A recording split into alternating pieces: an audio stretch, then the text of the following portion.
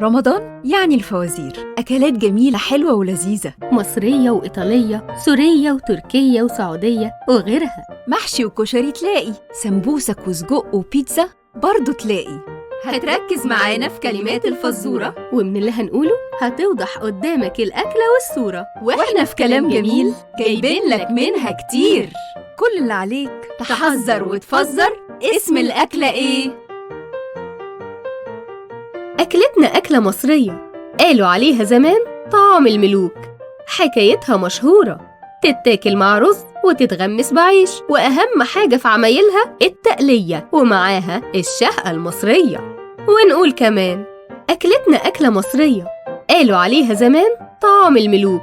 حكايتها مشهورة، تتاكل مع رز وتتغمس بعيش، وأهم حاجة في عمايلها التقلية ومعاها الشهقة المصرية. واللي مركز معانا في كلمات الفزورة هتوضح قدامه الأكلة والصورة. ها، يا ترى اسم الأكلة إيه؟